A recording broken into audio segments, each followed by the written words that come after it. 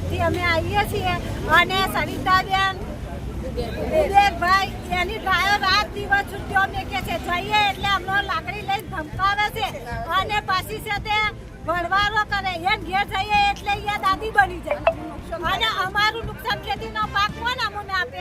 એની ગાયો રાત દાડે ભરમેથી હો ખાઈ જાય, અમારું બધું નુકસાન કરે. દોડ વાત ખાઈ જાય, કચરું બધું ખાઈ જાય અને ખેતરો વાંચે બધી કલ્લો ચા રહેવા દેતી નહીં. મારવાનું દાખલું કરે અને હજુ તો અમારે કેસ ચાલુ જ છે એની જોડેનો. અમારે કેસ કરેલો, મારો બાબા પણ મરી ગયો પણ હજુ તો એનું ચાલુ જ છે અને અહીંયા હજુ માનતી જ નહીં અને હજુ તો કેસ કરવાનું જ વાત કરે. તો આ બધાને આખા ગામ લોકોને અહીંયા નહીં સગાતી અમુક ડરાઈ જાય છે. એકલી આખા ગામને આખો કાઢે છે એટલે અમારી ડોક્ટર અમાર પાકનું કોઈ નુકસાન ના, અમાર પાકનું નુકસાન થાય. ત્યારે તમે મંજુસર પોલીસ સ્ટેશન શું કરો? હા, અમે ફરિયાદ કરવા દાયા. ત્યારે અમે એને પોલીસ સ્ટેશનમાં સહિતાબેન ફરિયાદ કરવા દાયા.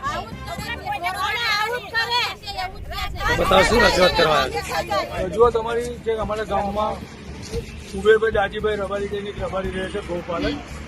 તેઓ દ્વારા ગાયો રાખવામાં આવે છે, ભેંસો રાખવામાં આવે છે અને ગાયો ભેંસો રોડ પર છૂટી મૂકી જાય તેથી ખેડૂતોને પાકને નુકસાન થાય છે. અને જ્યારે ખેડૂતો કહેવા જાય છે કે ભાઈ તમારી ગાયો છે, તમારી ગાયો લઈ જાઓ, છતાંય ગૌપાલક છે કુબેરભાઈ એ એમની મિસિસ દ્વારા 112 ડાયલ કરીને ખોટી ખેડૂતો ઉપર ફરિયાદ કરે છે. ભૂતકાળમાં આવી ઘણી ફરિયાદો થઈ હતી. આજરોજ ખેડૂતો ત્રાસી પીએસઆઈ એમને રજૂઆત કરવા આવ્યા છે કે ભાઈ આ ખોટી ફરિયાદ છે અને એક અરજી આપી છે લેખિતમાં પંચાયતના લેટર પેડ પર સમસ્ત ગ્રામજનો દ્વારા કે આનો કંઈક બંદોબસ્ત કરો. કારણ કે સ્ટેટ હાઈવેનો રસ્તો છે ત્યાંથી. રસ્તા ઉપર ગાયો હોય તો મોટો અકસ્માતનો પણ ભય રહે છે અને ખેડૂતોને બહુ મોટું જાનમાલનું નુકસાન થાય છે. અને આ જ રીતના એ ગાયો અને ભેંસો વધારતા જાય છે.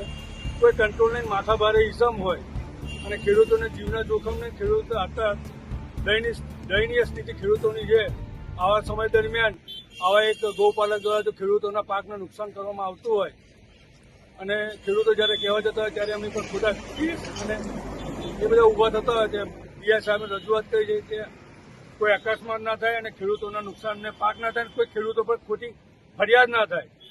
એટલે આપ સાહેબ શ્રી રૂબરૂ આવી ચકાસણી કરો ને અરજી સાથે જીઓ ટેગના ફોટા, વિડીયો અને ખોટી જે ફરિયાદો થયેલી છે એની કોપી પણ સામેલ કરેલ છે.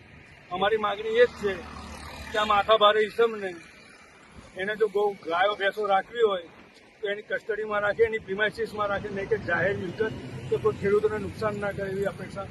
એની માટે અમે રજૂઆત કરવા માટે સાહેબ. શું નામ આપ? દિનેશ પરમાર, માજી તાલુકા પંચાયત.